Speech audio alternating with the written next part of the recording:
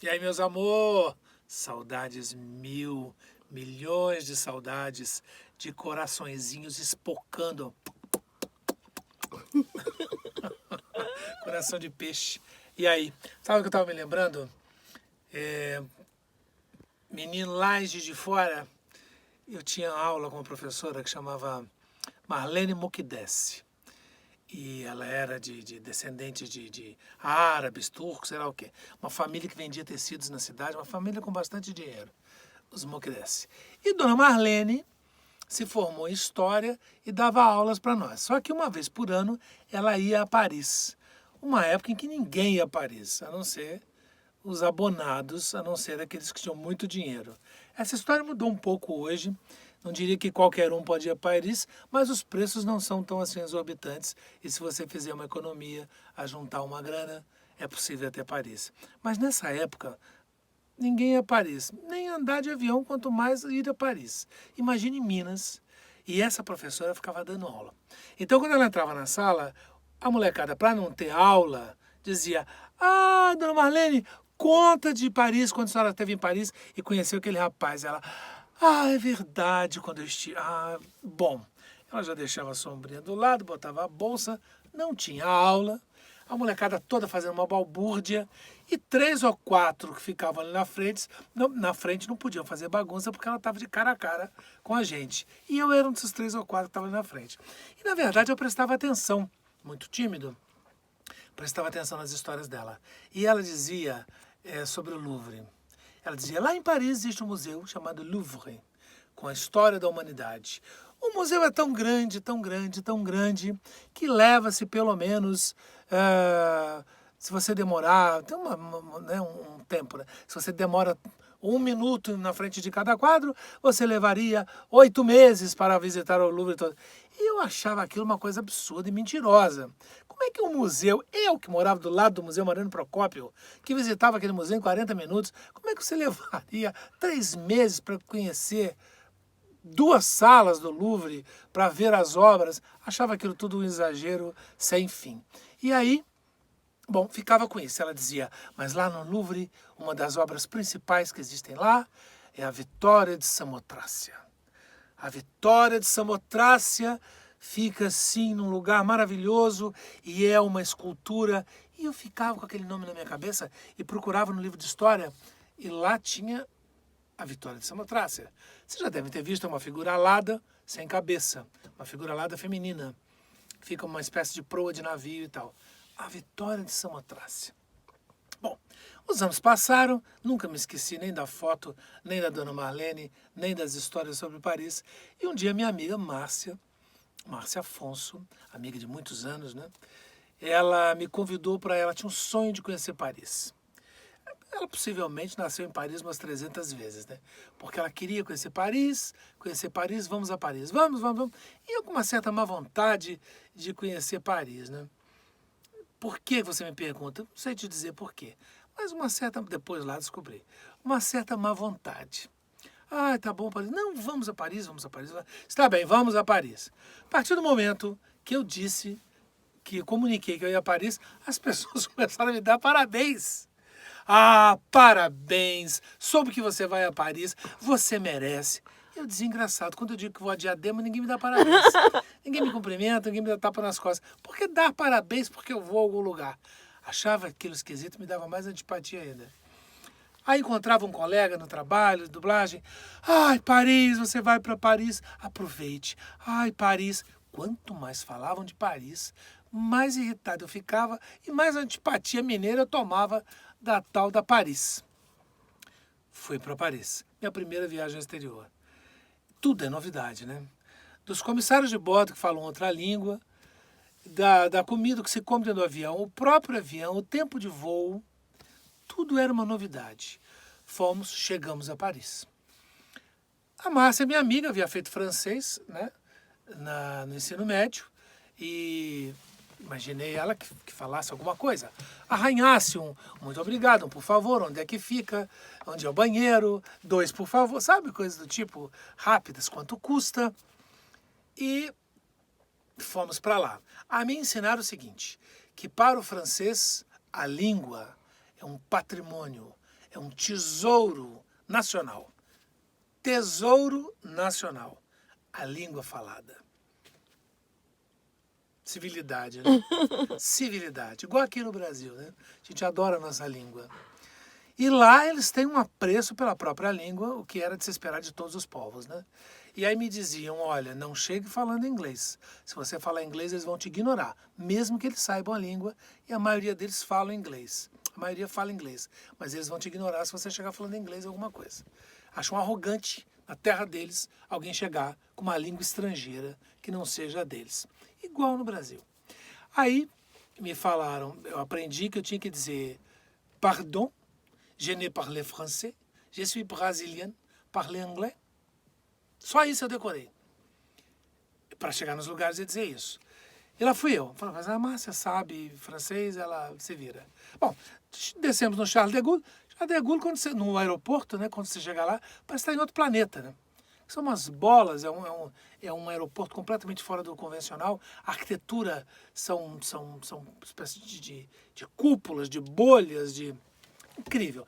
Tudo era novidade, né? O dinheiro era novidade, a língua, o céu, tudo, o clima, a comida, a bebida, os refrigerantes. E eu, meu menino mineiro, bum, na hora, né? Aí entramos no táxi e aí a Márcia pegou um papelzinho, que era o endereço do hotel, e disse para o motorista do táxi, que era um japonês, né? Ela disse, Saint-Martial, 130 ans. O homem olhou para trás e disse, Saint-Étienne! Saint-Étienne! Qualquer coisa, mas ele dava uns gritos, corrigindo o dela, né? Saint-Étienne, ela falou alguma coisa um pouco diferente. Tomei, deu um pulo na cadeira, dentro um pulo no banco do carro. Saint-Étienne! Um berro. E eu falei, gente, chegamos em Paris. O homem se sentiu ofendidíssimo. Bom, nos deixou na porta do hotel. No caminho, eu olhava, passamos por um trilho de trem, e eu assim, com aquela cara de criança que não quer viajar nas férias, eu dizia, Bárbara, isso aí tem lá em São Paulo, isso é o Brás. Esse trem, essa linha de trem, essa gente vendendo coisa, isso é o Brás. Ah, mais um pouquinho, isso aí é o Bexiga. Eu ia comparando com o Brasil, desmerecendo Paris. Chegamos no hotel, conseguimos nos colocar. Bom, vamos para o Louvre. No dia seguinte, fomos para o Louvre. E pegamos o metrô, é tudo muito fácil, tudo muito bem explicado através de mapas.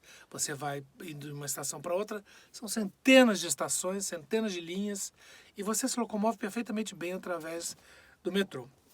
Descemos. Aí, quando descemos do metrô, descemos embaixo, na parte de baixo do metrô. Então tinha livraria, tinha aquele grupo de estudantes e funcionários do museu, mais embaixo. Aí ela disse que para entrarmos no museu tínhamos que ir por cima. Saímos pela escada rolante.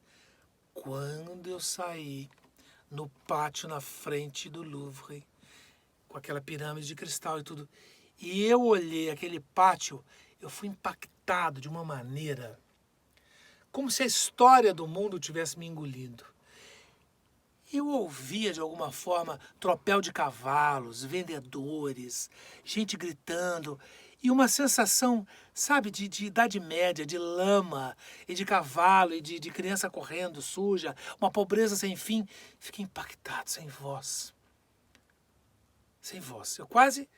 Foi tamanho esse impacto em mim, e essa sensação de estar em outro tempo, no mesmo lugar, que eu quase caí de joelhos lá na frente, sem exagero nenhum. Minhas pernas bambearam, eu fui impactado por aquilo. A Márcia me olhou e disse, o que foi? Eu disse, nada, é como se eu tivesse nada, é como se eu tivesse na Idade Média.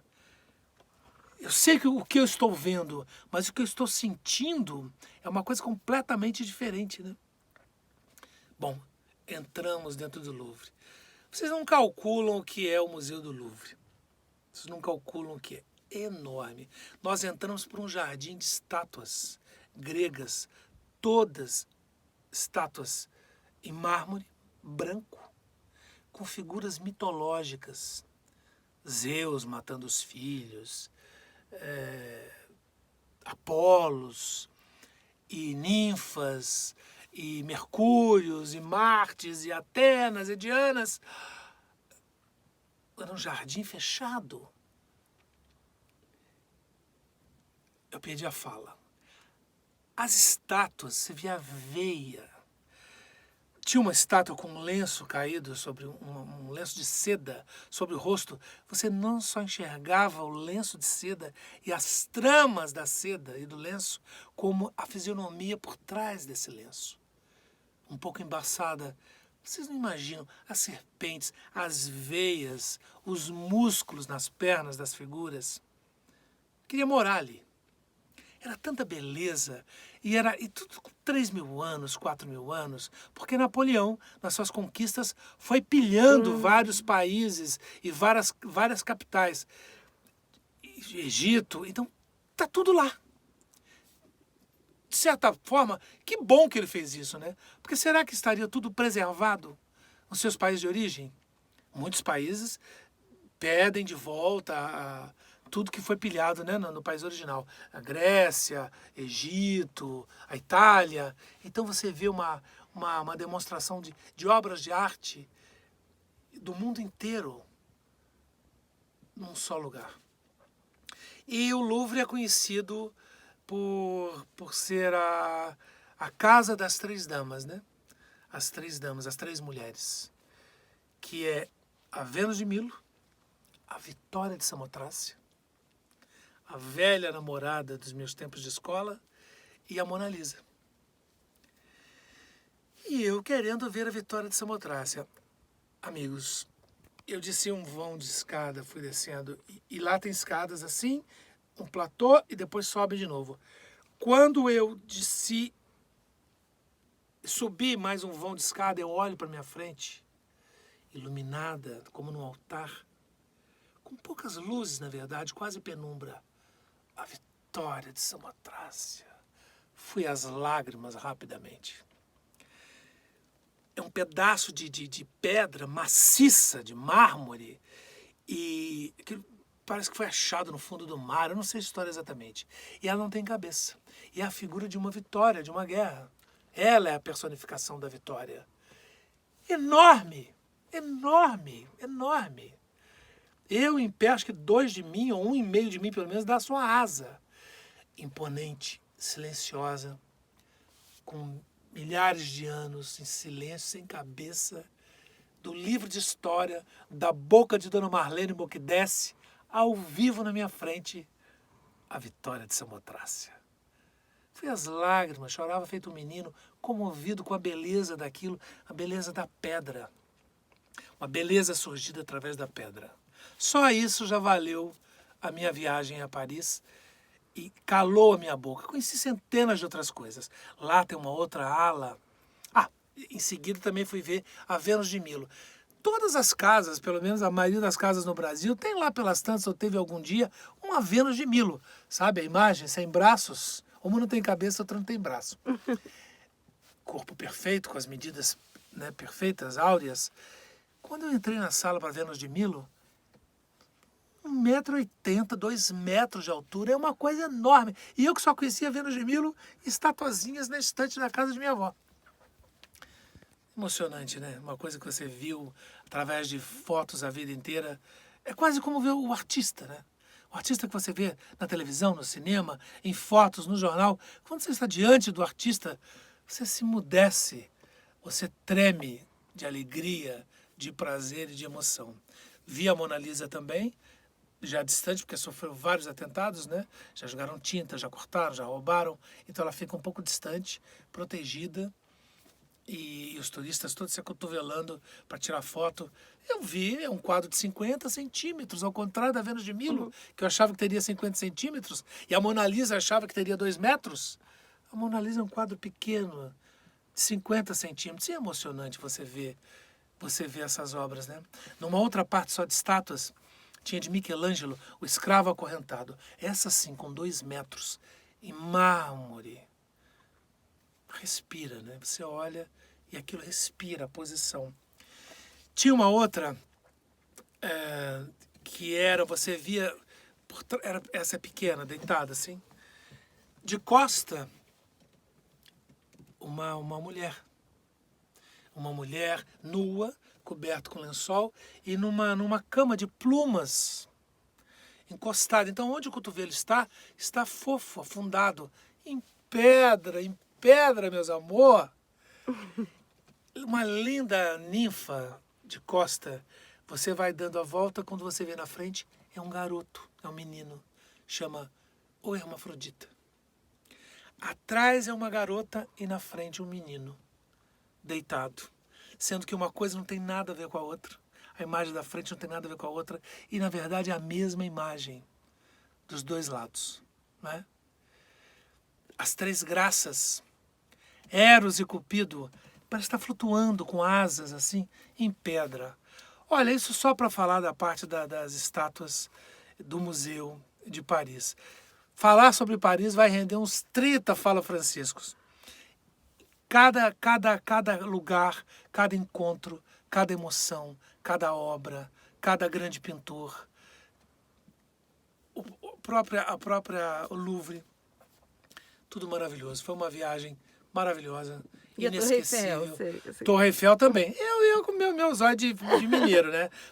Passei de barco, olhei de longe, eu falei, só isso? Eu achava que era enorme, enorme. E de barco no Sena eu olhava e dizia, mas ela não é tão grande assim, dizia pra Márcia. Não é tão grande como a gente vê nos filmes.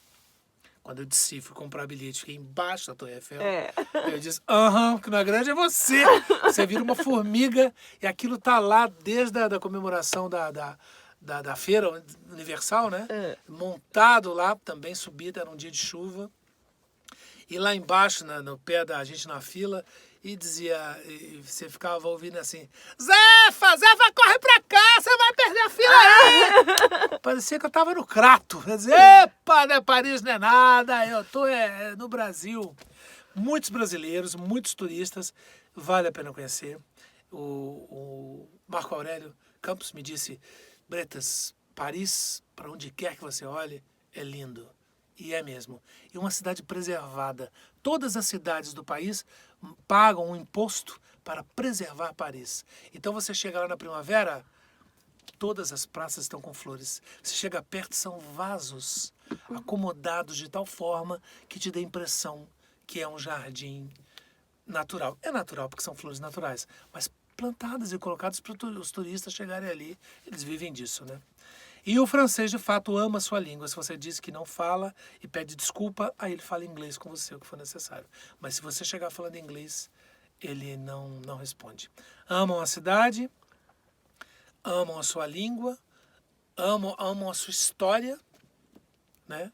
A história da cidade, que é uma cidade que vem desde os tempos dos bárbaros, né? Foi fundada lá atrás, pelos gauleses, né? Se não me engano.